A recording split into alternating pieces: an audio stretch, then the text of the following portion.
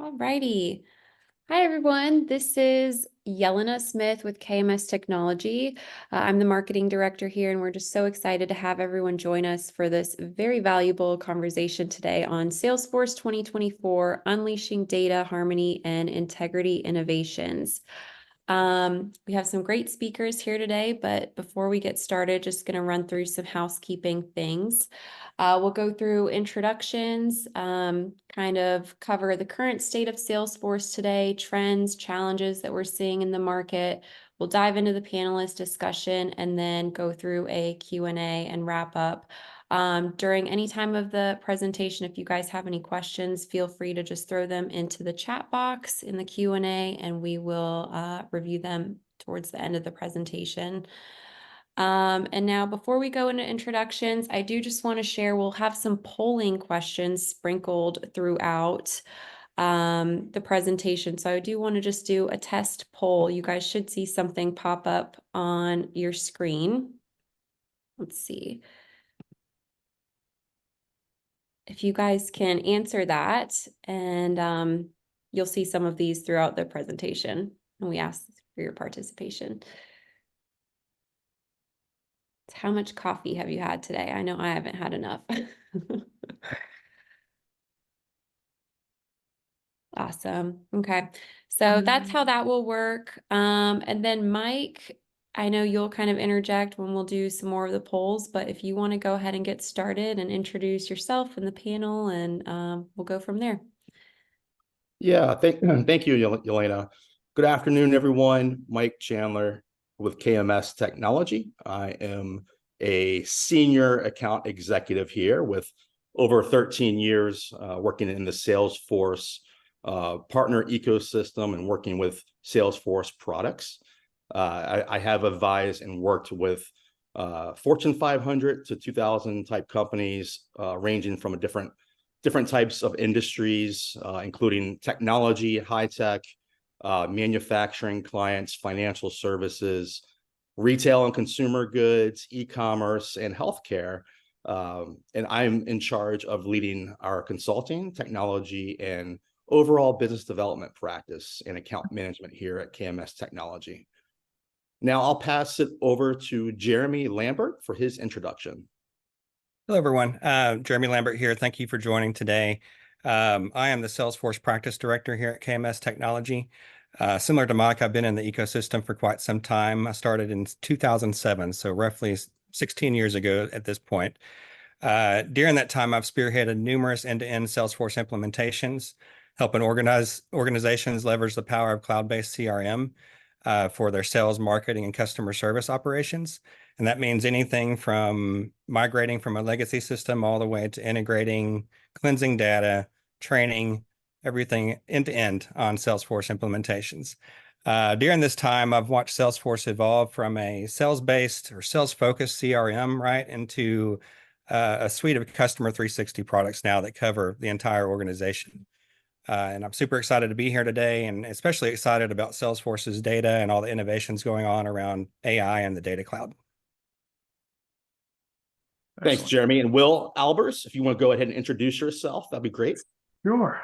Will Albers. I lead the data acquisition responsibilities for the National Football League currently. Have about 20 years of experience in data and analytics, anywhere from the government to commercial spaces to retail to manufacturing, and now in entertainment. I wanted to thank you all for inviting me. Thanks, Will.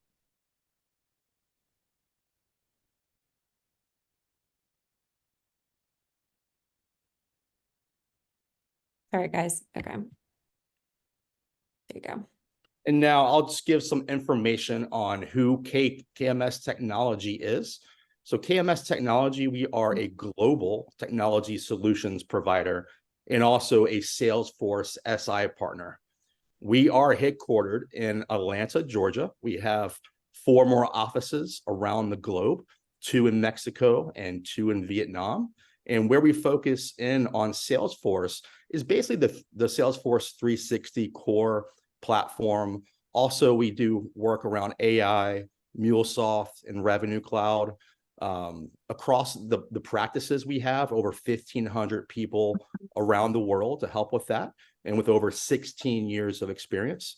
And down below, you'll see some of the areas, our practice areas: implementations, data migrations, mobile app exchange. We help with creating mobile apps, and also we can build on and off the Salesforce platform.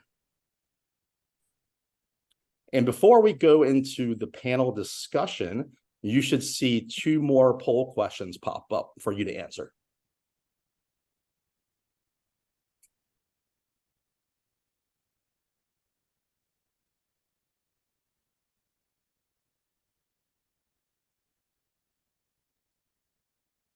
And we'll take a few seconds for the answers to come in.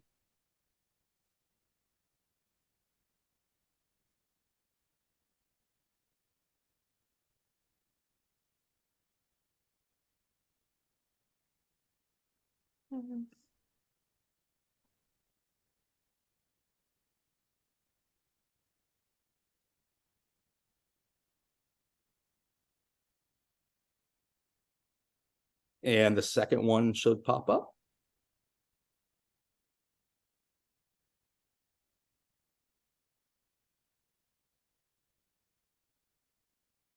I'll give it a few more seconds.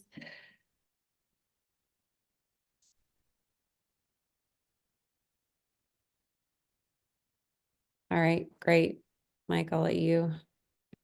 Thanks, everyone. Thanks for responding to those. And now I'll pass over to Jeremy Lambert for a current state of Salesforce trends and challenges we've been seeing here at KMS Technology, and also information on the data cloud. Yeah, thank you, Mike. So yeah, there's quite a bit to talk about in regards to the current state of Salesforce. I will try to be brief. If you have been to Dreamforce or really been paying attention at all, Salesforce is talking a lot about data and AI, especially AI. In case you aren't aware of what Data Cloud is, it's a unified data platform that consolidates customer information from various sources to create a single reliable source of truth, right? That AI and analytics can build on in the Salesforce ecosystem. You can see here that the slide says data foundations. It's truly a foundation for many things and many capabilities that we'll talk about and touch on today. Data Cloud is not a new product. It originally came out or was released as Customer 360 audiences in 2020. And since then, it's evolved into what it is today, which is a very powerful data harmonization solution, very advanced data ingestion, transformation, and harmonization tools available to Salesforce customers.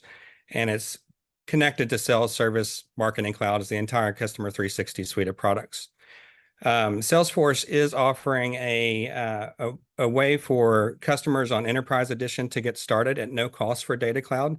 So you can get in and play with it and learn it. And of course, we are here as a Salesforce consultant to help you along the way. Over on the right-hand side here, we mentioned the Einstein 1 platform. Data Cloud itself is actually core to that platform, feeding accurate and complete data into the AI models available on Salesforce. Some of the recent innovations around Einstein include the Einstein 1 platform, which is really an update to things that Salesforce has been doing for quite some time. They first released Einstein back in 2016, where they offered predictive lead scoring, automated activity capture, and several other features for Service and Marketing Cloud. And now today, Einstein 1 brings integrations into GPT, Gen AI solutions. They have segmented Einstein GPT into Sales GPT, Service GPT, and Marketing GPT, all with specific use cases for each part of the business. Some of those features include auto-generating emails for customer interactions, creating summaries of call transcripts and cases, chatbots for customer support, and of course, personalized marketing copy tailored to specific customer segments. Another very recent addition to Einstein 1 platform is Einstein Copilot, which is a very, very cool tool. It's a new conversational AI assistant for Sales and Service Cloud and will soon be available for Marketing Cloud. Copilot's responses, it's just like a virtual assistant, right? And its responses are grounded in your organization's customer data, using the data cloud. It provides actionable insights and assistance across all sales and service functions within an organization. As a trusted platform, Salesforce has implemented the trust layer. If we can go back to the last slide, not quite done there yet. I'm sorry. Wanted to touch on the trust layer because this is very important for what Salesforce is doing. There's lots of concerns around adopting AI and Gen AI. Salesforce has implemented their trust layer to anonymize and tokenize sensitive information, provide human oversight and control, which we've all learned there can be hallucinations and toxicity within responses with any LLM or Gen AI solution. And they also offer tools around explainability and bias detection. So making it, reducing the restrictions around adopting Gen AI within the Salesforce platform. With all these innovations, it's just a very exciting time to be part of the Salesforce ecosystem.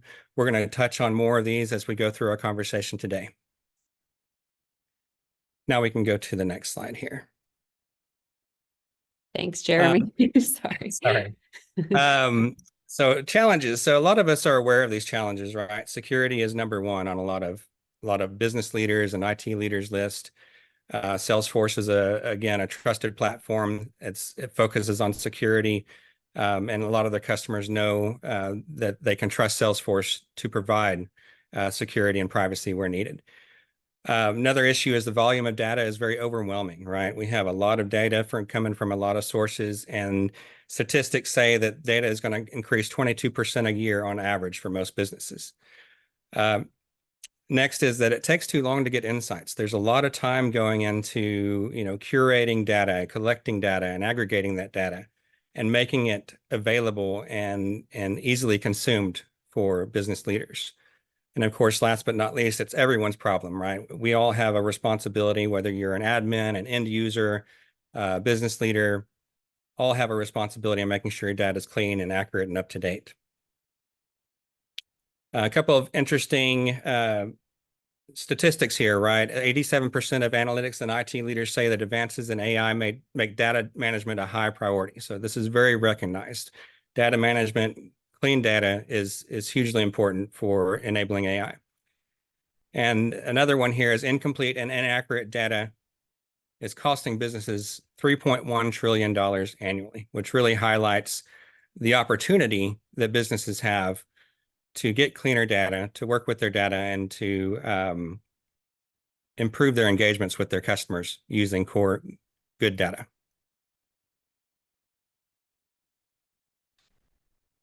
A little bit more about Data Cloud. It's being talked about as the holy grail of CRM.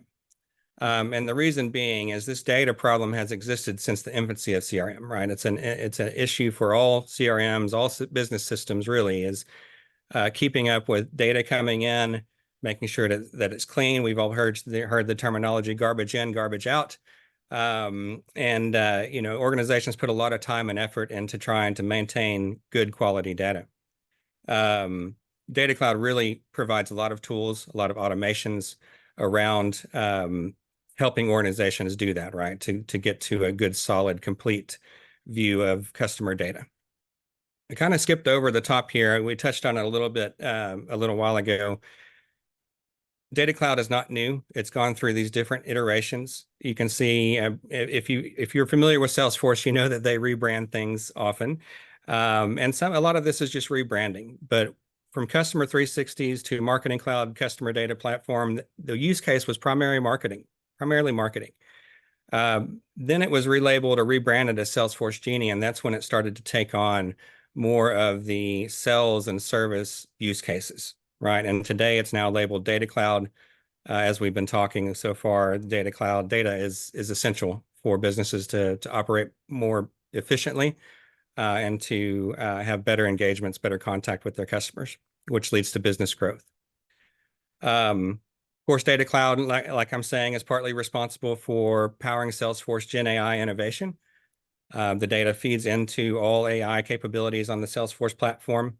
It's pre-wired to Salesforce objects, meaning it's part of the platform. It's already connected to the Customer 360 objects and information that's on the Salesforce platform. and allows for complete and accurate 360-degree view of each customer 360.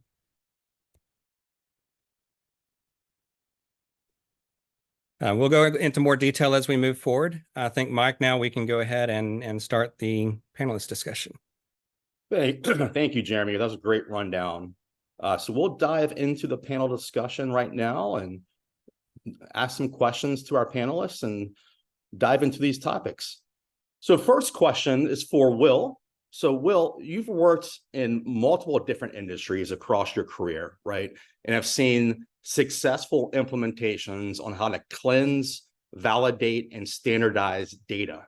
Can you please share some big challenges in data integrity that you've seen in your career? Yeah. As I was thinking about these industries, the industries are so different. The idea of government and manufacturing to this entertainment. You think with an industry so different than the next that you'd have, different challenges. And in fact, it's not really the case. What I've seen in my years is how similar all of these industries are, how these problem sets, these data problem sets are very, very similar. Yeah, if we think about some of the basics, Jeremy had brought up how much data is coming in now, the vast quantities and the growth. It's happening everywhere across the board. But then even with those organizations that seem to have some sort of level of maturity, we see the same issues. One, I'm always seeing data taken at face value. Very little bit of efforts put into making sure that data is real, it's accurate, that it's been validated. I'm seeing a lack of data curation. Folks do the minimums, which is wonderful, but there's so much more that can be done, and we do in our engagements. There's also some challenges when it comes to data quality, continually checking it and running it over and over again to make sure your data quality is staying where it should be. And then we get to the basics of standardizing data. I mean, it's very important to do so and to make sure that your accuracy and your timeliness is as solid as it can be. Another thing that comes up is data lineage. I rarely see organizations put data lineage into place properly. Usually data lineage is in somebody's mind who has been there for 20 years. Getting that onto paper can be a challenge, but it's absolutely valuable. All of these are probably more governance focused. You see varying levels of governance implemented in a data and analytics space or a commercial space. I really would like to see more focus on data governance and all the wonderful things that come with it. Yeah, that's a great point. So Jeremy, from a Salesforce perspective, companies can experience data silos. We hear that a lot. A lot of companies, it's kind of a tagline, their data is kind of siloed out if they aren't careful, right? What methods do you recommend to businesses for streamlining that data? Yeah, so yeah, absolutely. Data silos are a major hurdle when a business are trying to achieve a successful business digital transformation, right? Salesforce offers a lot of solutions to that, and Customer 360 is core to that. If you're using Customer 360 or interested in Customer 360, you've got sales, service, marketing, commerce clouds covering and connecting those parts of the business. But then you have external data, right? So you may want to connect with external systems, ERPs, different areas and different places where you have customer data through API-led integrations. So using APIs to tie tools together like MuleSoft and Heroku Connect, ETL tools to actually connect and bring that data in. Data Cloud now kind of obscures that layer. You don't have to have that other ETL tool. Data Cloud does the connection, brings connects the data points, brings the data into Data Cloud to then distribute out to Customer 360.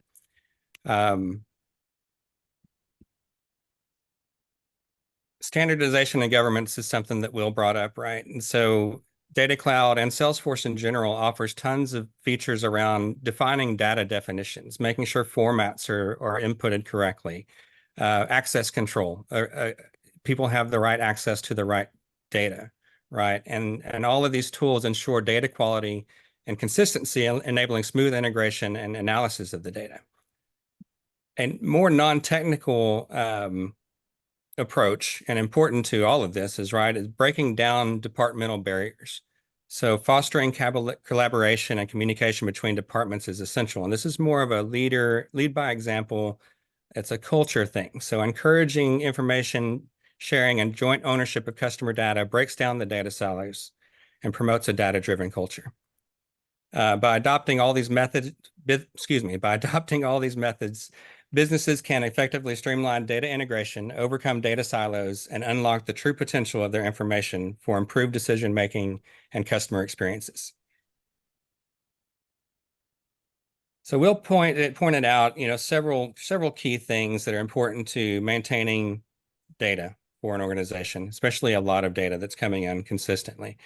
I've touched on cleansing and standardization. Data Cloud provides tools and processes for cleaning data before it even enters the platform. So transforming that data, getting it into the right format.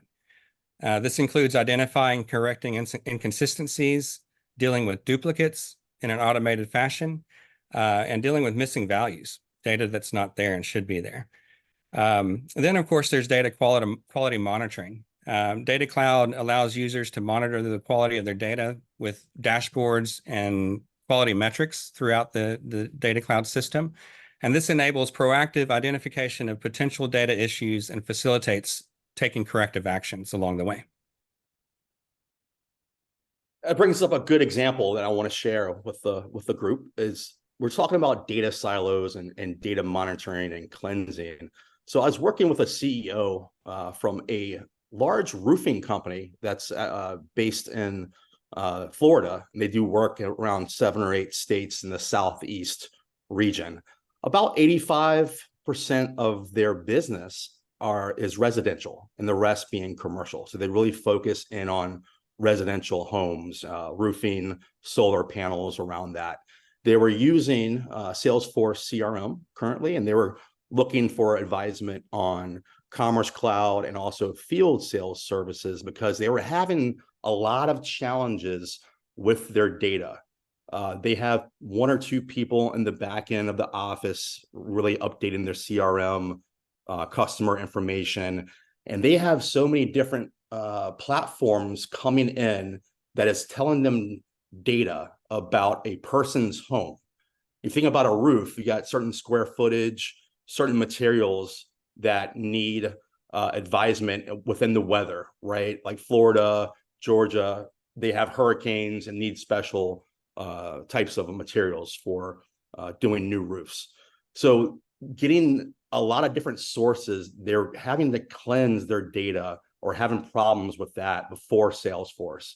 And so we were looking at when they send out a person to do an assessment of the home, a field services will be perfect from Salesforce to help really aggregate that data, make sure it's accurate. Because a lot of times realtors would recommend business to them, and sometimes customers would do additions to their roof or to their homes, and a lot of the information would not be updated in an MLS or a different type of platform that could help feed into insurance companies, sending them information on the homes and also from other third parties.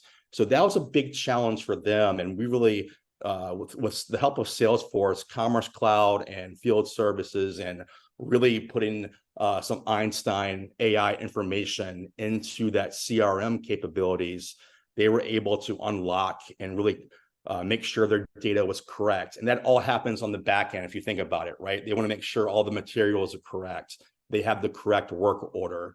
Because in that business, in manufacturing clients, if you're on the call today, you can relate to how important it is in getting work orders correct and having that correct data. Yeah, thanks, Mike. I think that's a great example of using Customer 360 plus data plus AI. It kind of encompasses all of the above. Just a couple more points before we move on to the next question. Data Cloud, Will, you mentioned data lineage tracking, right? This is something Data Cloud does very well. It tracks the origin transformation of steps applied throughout the process, right? So you can go back and see when it was modified, how it was modified, and track back to any potential errors. And then you can adjust rules and validations and things like that within the platform to prevent those errors from happening. Data governance was another thing we mentioned a couple of times now. Data Cloud, best in breed as far as providing some of the ways to track these things and ensure data governance policies are in place. So including data ownership, access controls, data quality policies. All right, this all helps to ensure proper data management practices are followed both as administrators and end users, and reduces the risk of unauthorized modifications to that data or inaccurate data entry. Great points, Jeremy. Before we continue, we have one more poll question that you'll see pop up. Keeping it interactive as we can.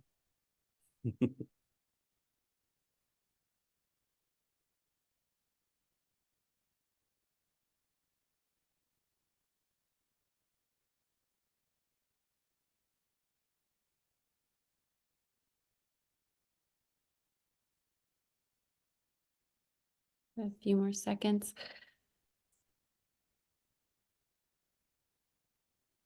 All right, thanks, Mike.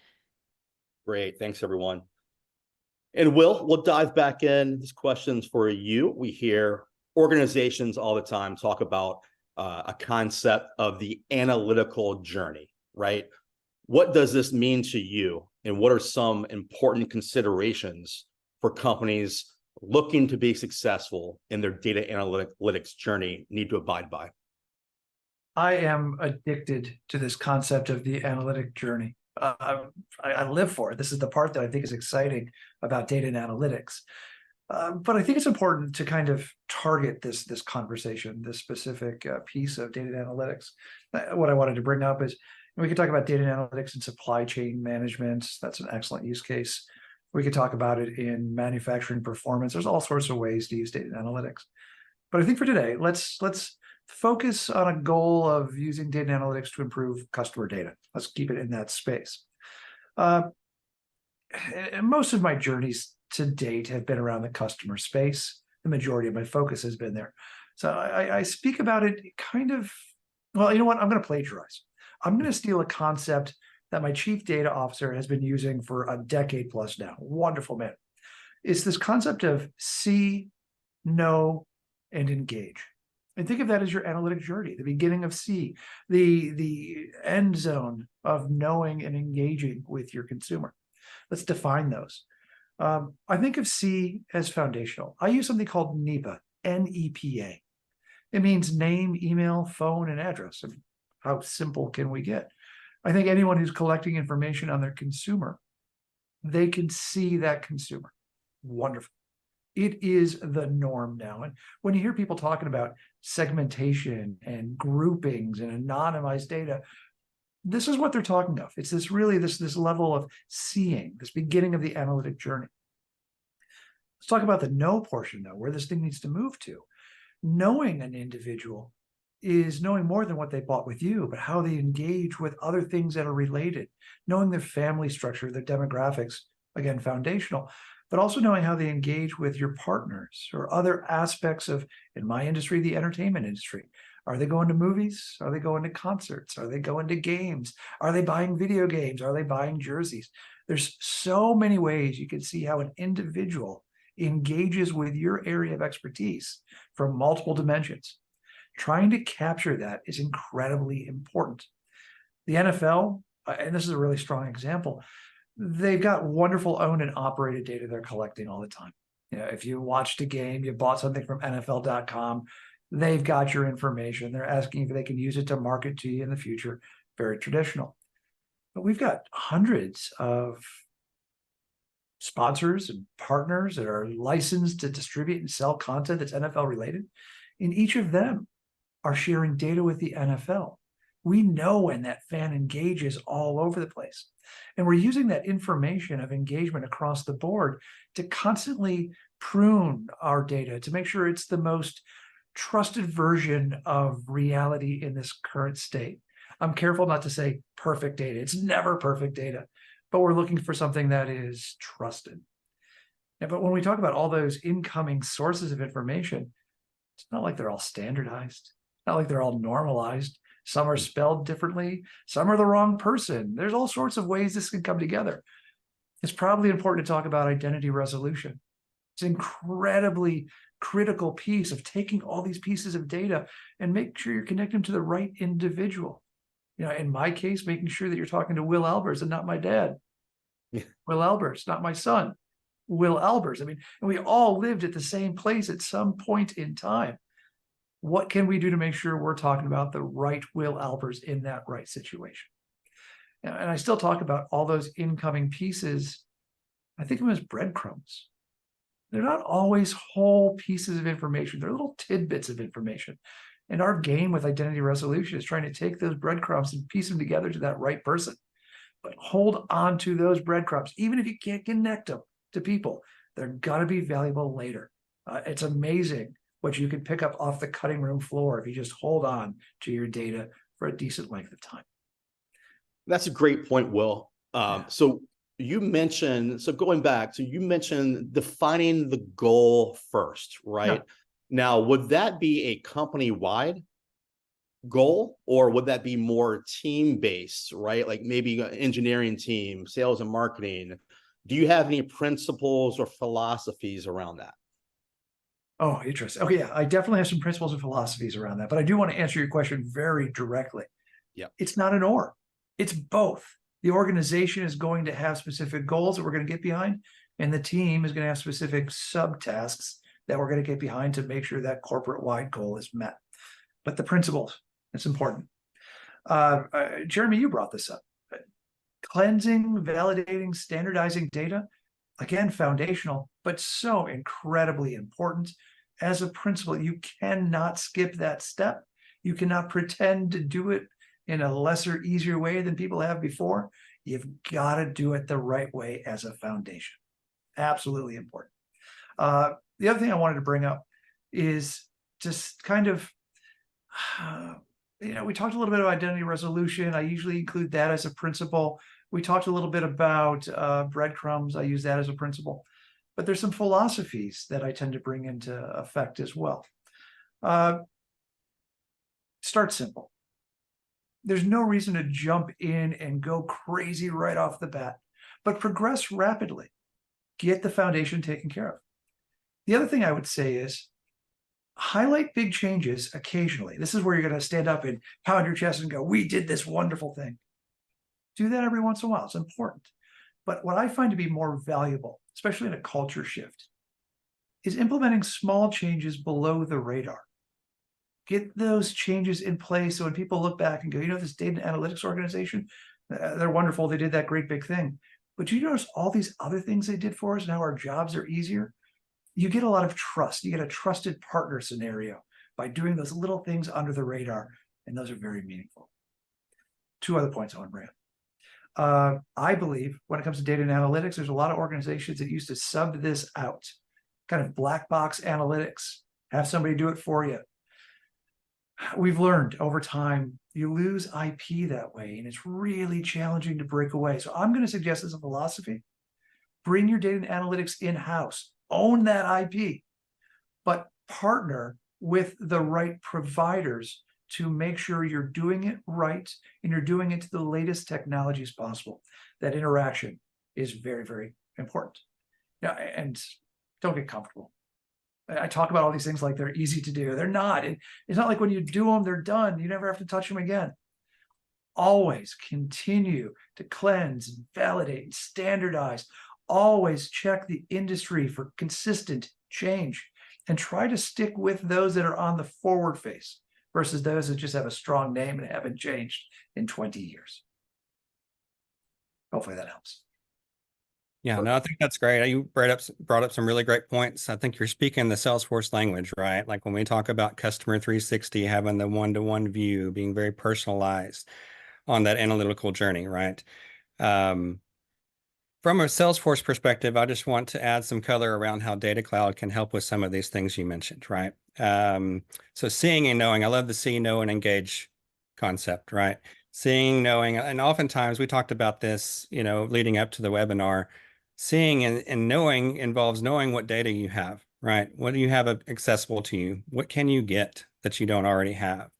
And being intelligent about putting those things together, right? So part of the process there is to kind of inventory and document your data sources. have a comprehensive list of all the data sources, all the fields, all the internal databases, all the external applications, CRMs, of course, social media data, things of that nature, right? And knowing what type of data you have, what format is it in, what are the access methods, how do you obtain it, all those things, right? And Data Cloud provides kind of that one-stop shop, that one interface to where you can build out how those data points connect, not just to Data Cloud, but to each other, right? And how that can be used to map and orchestrate the data, right? And you mentioned identity resolution, which is a huge part of Data Cloud, right? Very core part of it. It's being able to take all this data from disparate sources, being able to connect it together and make that unified customer profile. And it does this a couple of ways. We could go into a lot more detail here, but on a high level, it uses deterministic matching, right? On the NEPA fields you mentioned, name, email address, phone number, address, the data that we know we can match on definitively, right? On top of that, it provides a probabilistic matching service or tool, right? To where tools and algorithms are used to match on other things like locations, purchase history, browsing behavior, loyalty program IDs, things of that nature, right? To where it can really use different things to do kind of fuzzy matching, best guess matching on other data. And then it provides an identity resolution dashboard where you can go in and you can see how that's doing. You can see how well it's matching, where it needs to improve, define more rules, adjust your model, right? And move forward and continue to just hone in on that very accurate view of the customer. And of course, we touched on this already, but the standardization, the data cleansing tool is available on Data Cloud to make sure you're dealing with duplicates, you're getting the most accurate and up-to-date information for each customer. And then, of course, that's all seeing and knowing, right? And on the engaged side of that, what that brings to the table from an engagement standpoint is just really, really understanding customer behavior. Not just on a user or salesperson's level, right? The system knows how that customer's behaved, what their preferences are, what their transaction histories have been, past interactions, right? And really understanding and being able to engage in more meaningful ways. And we'll talk a little bit more about use cases today, but a lot of that boils down to tailored interactions and communications, right? Being able to say, okay, you've purchased these products. Now we have these product recommendations for you that are in line, upselling, reselling products and services based on behavior. Proactive customer service outreach, right? Knowing that somebody may need some help after purchasing a product or service because it's a typical question or ask or interaction from those customers. And ultimately, Salesforce Customer 360 equips businesses with a deeper understanding of their customers, enabling those personalized interactions and consistent interactions through all touch points, sales, service, marketing. And it fosters stronger customer relationships, which ultimately drives business growth. One other thing I wanted to comment on, and I think it's just a very, very important philosophy, is start simple, progress rapidly, right? We want to start simple and identify big wins, right? Some of those simple things that you can do up front can be big wins for the organization. So prioritizing things in that way is very useful in how to go about tackling data challenges on an iterative basis. Back to you, Mike. Great points, Jeremy.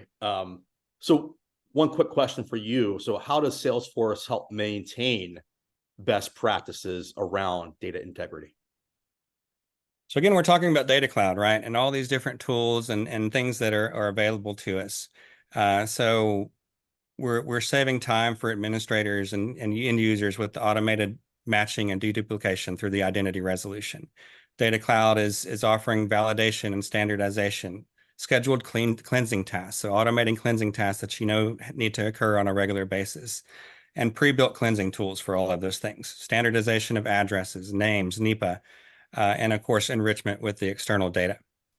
And again, all this boils down to reducing manual interventions, automated tasks, user-friendly tools that allow users and administrators to focus on more critical tasks and strategic initiatives. And again, by leveraging these tools and fostering a data quality culture, Organizations can leverage Salesforce to maintain data integrity and reap the benefits of accurate information, which includes better information or informed decision making and enhanced operational efficiency. Now, we've talked a little bit towards the beginning around Einstein 1 and AI.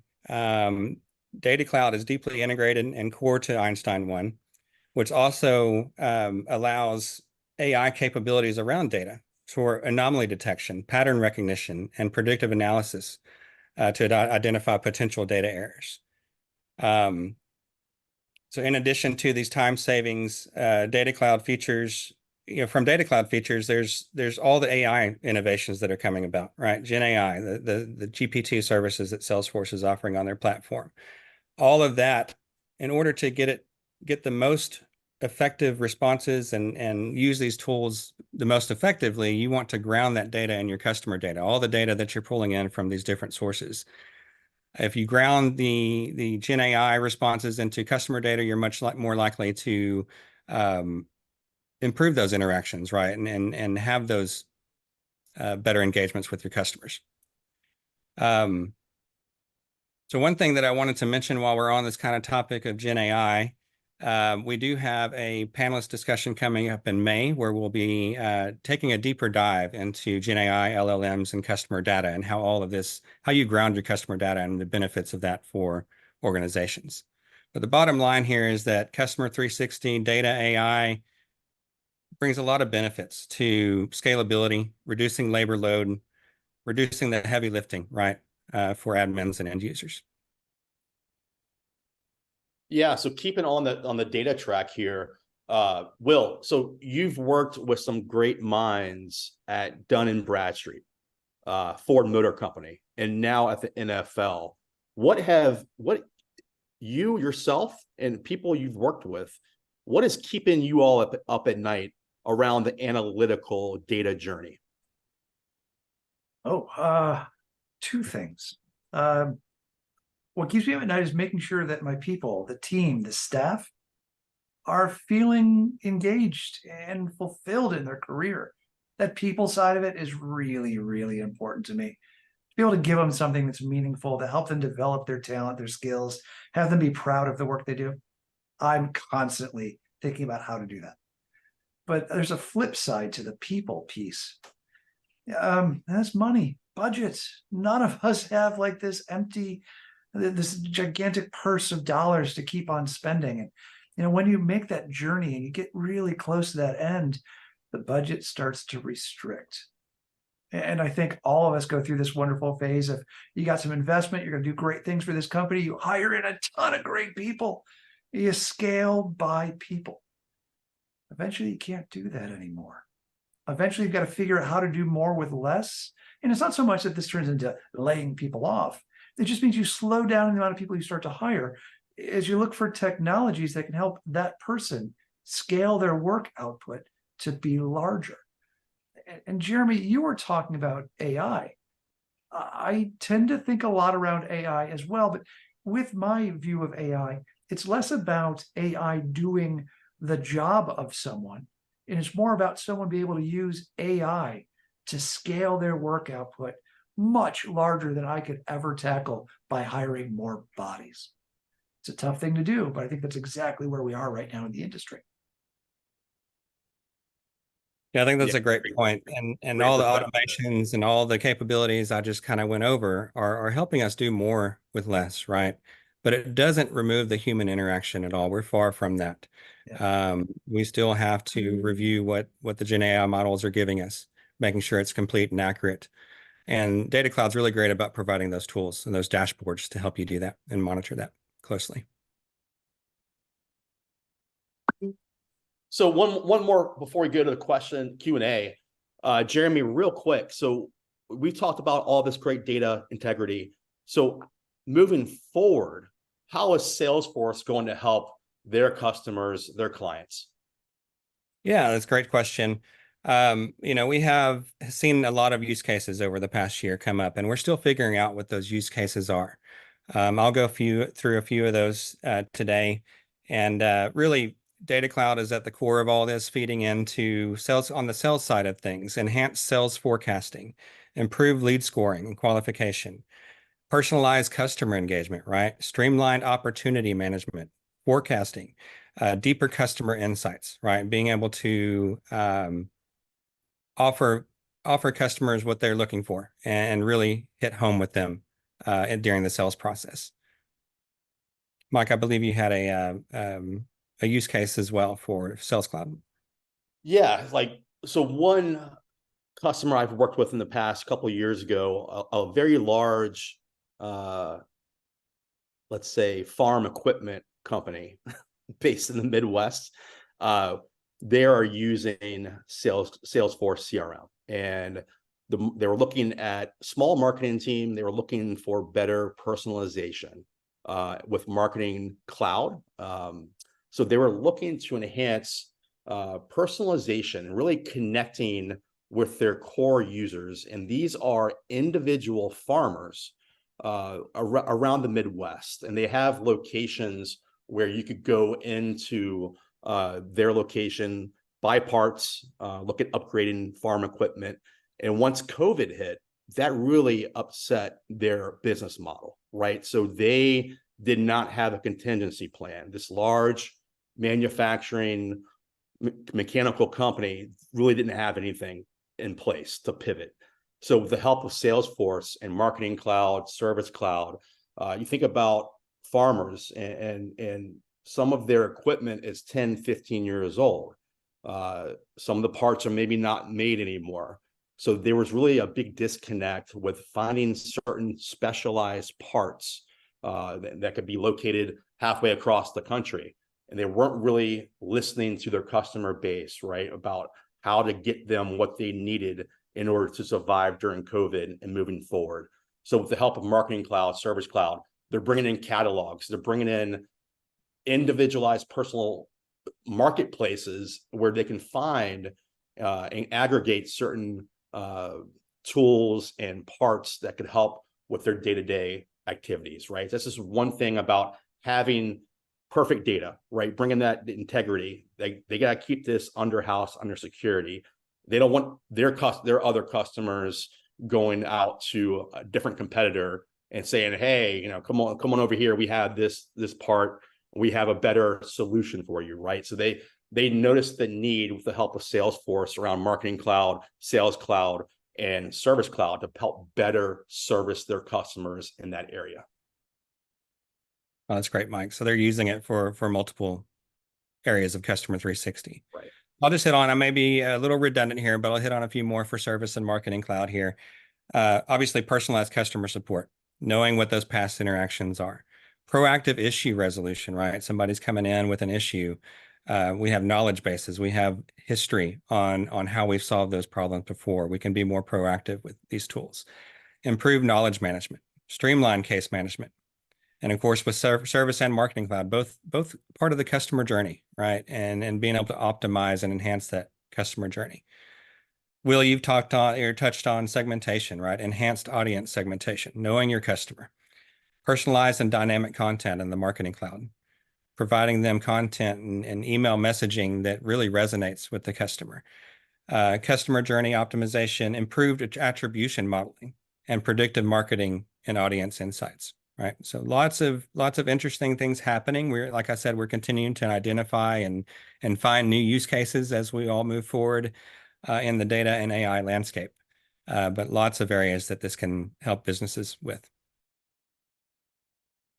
Great. Thanks, Jeremy. So we're coming up on 10 minutes. So we're going to go ahead and close out with questions and answers from the audience. And we'll take those and we'll direct them to Will and Jeremy. So if you have any questions, please feel free to put them into the Q&A button down in the webinar. And we'll start with one coming in right here. For Will and for both, for businesses that want to harmonize their data, but don't know where to start, what would you tell them? Oh boy. Go ahead. Yeah. Okay, sure. Yeah, harmonizing data is certainly daunting, right? It can seem very daunting. But as we pointed out in the beginning, that $3.1 trillion in opportunity loss for businesses, there's a great reason for businesses to continue to invest and try to find solutions for their data problems. Will I think laid it out very well earlier. Define your goals, assess your data landscape, know what's there, figure out how to pull it all together. Be smart, start small, and prioritize, right? Focus on standardization, trying to standardize the different data sources that you have coming in. And of course, consider tools and technologies like Data Cloud. If you're a Salesforce customer, Data Cloud is the answer, but there are certainly other platforms and integrations available. And of course, seek guidance and expertise, right? Work with a seasoned Salesforce partner. KMS, we can help you with these things, right? We've done it before. And yeah, I think that's the best advice we can give. I mean, we are here to help, right? And so if you have questions or want to talk, we can certainly help. Will, what do you have to add on there? I'm going back to the people. Yeah, you need the tools, no doubt about it, Jeremy. I'm with you 1,000%. But look at the people you've got on board. Look for the folks that have been there for a little while. Look for some of these new ideas from some of the younger folks. Take advantage of that knowledge. Now, as a senior leader myself, the last thing I'm going to do is solve by myself. I use my team and the general knowledge and use these tools to make that movement happen. It's the only way to make it happen.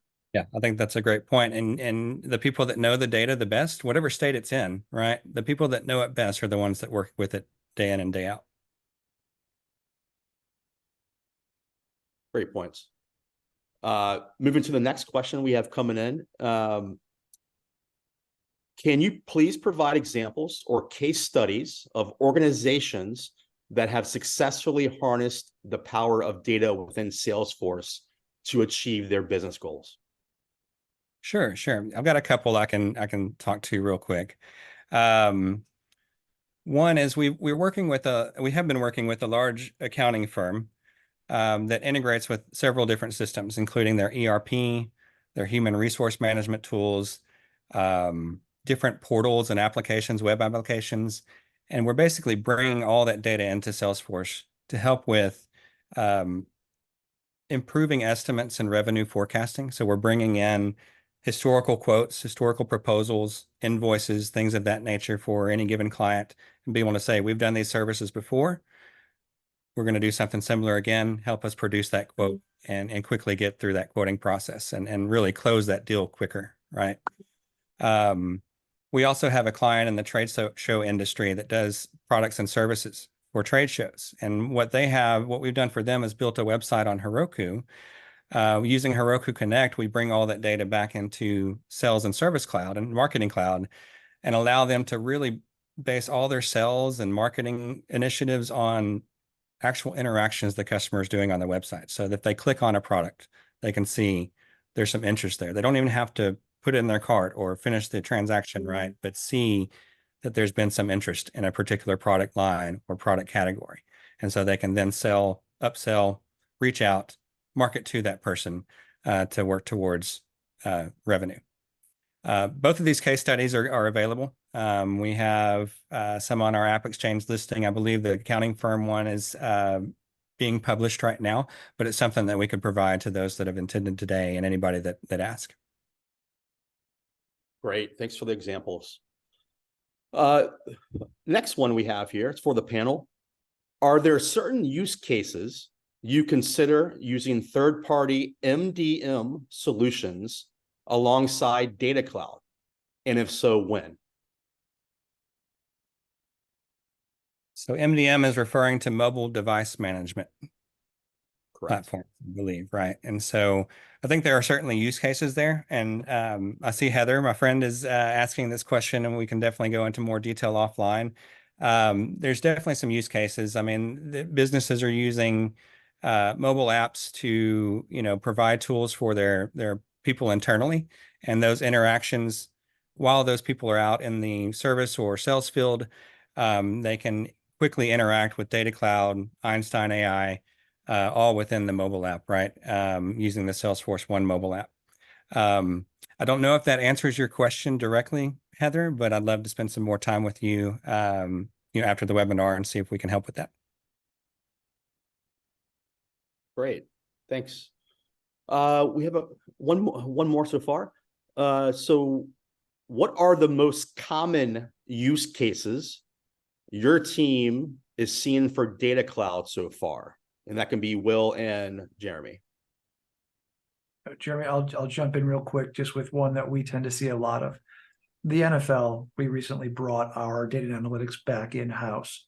So of course, we're using the cloud to store all of our data. Our full data management is structured in the cloud. But what I tend to do myself, what I see more of, I'm using the cloud as a better way to share data between partners. It is a clean, easy way, a secure way to share data between partners. That's a great example. Yeah. I think the ones that stand out, and again, we've touched on these a bit, but personalized marketing campaigns, right? This is the first use case most businesses are going to when it comes to data cloud and its tie-in with AI. So considering demographics, purchase history, preferences, behavior patterns, all those types of things can be used to target campaigns and send messaging that resonates with their audiences, right? The other common use case I can think of is really predictive analytics, empowering businesses to use AI and predictive analytics, right? By bringing all that vast amount of data together and be able to forecast future trends, identify current trends, identify potential opportunities, and anticipate customer needs.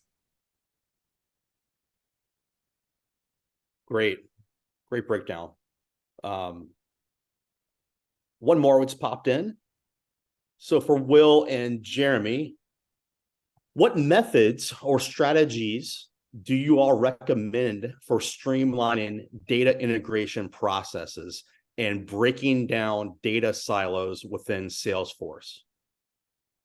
I got Will, I know you've been using Salesforce for a long time, and Jeremy, any strategies or methods you guys would recommend? Jeremy, I'm going to let you go first on this one, please. Just a second here. So yeah, we touched on this a little bit earlier on, right? Strategies around data cloud, using the tool for, governance, right? Lineage tracking, right? Making sure that we're tracking those things and interacting and monitoring those things and reacting to those things, right? Other strategies, again, going back to breaking down data silos, right? We want to collaborate a data culture, right?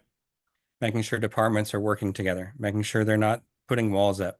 The systems can do all that they can to integrate the data, harmonize the data, et cetera. But you've really got to foster that culture within your organization. That's exactly. So no spreadsheets, right? No spreadsheets. No spreadsheets and no hidden computers with a hard drive under somebody's desk somewhere. But Jeremy, that's exactly the use case I was going to use as well. You get proper data cataloging, you get proper data governance in play. The data that others had in that stovepipe suddenly is exposed, yet still controlled in the right way. And that is a mature data and analytic journey. No doubt about it. Breadcrumbs are everywhere, right? That's exactly correct. Yeah, but to be able to see what the breadcrumbs were from the other team and suddenly match them and just build your data for your fan base, your customer base, it makes me happy. It makes all of us happy. Great points. Well, gentlemen, we did it. There's no more questions left. Fantastic job. Thank you, everyone. I know we have a couple minutes left. Will Albers, appreciate your insight. Ladies and gentlemen, if you want to reach out to Will and talk more about data, he is a data guru, loves chatting. Feel free to connect with him on LinkedIn. Same with Jeremy. Jeremy loves talking about data in Salesforce. We are here at KMS to help with any questions, needs. But today, gentlemen, thank you for your time. Everyone, audience, pleasure. Thank you for joining. We will, like Jeremy mentioned, we will have a follow-up panelist event in May, headlining Gen AI, analytics, machine learning. We may have some additional key panelists to join us that are industry experts along with Salesforce. So we look forward to hopefully seeing you again, and thank you all. Will, Jeremy, been a pleasure. Thanks, gentlemen. Everyone. Great job. Thank you. Bye.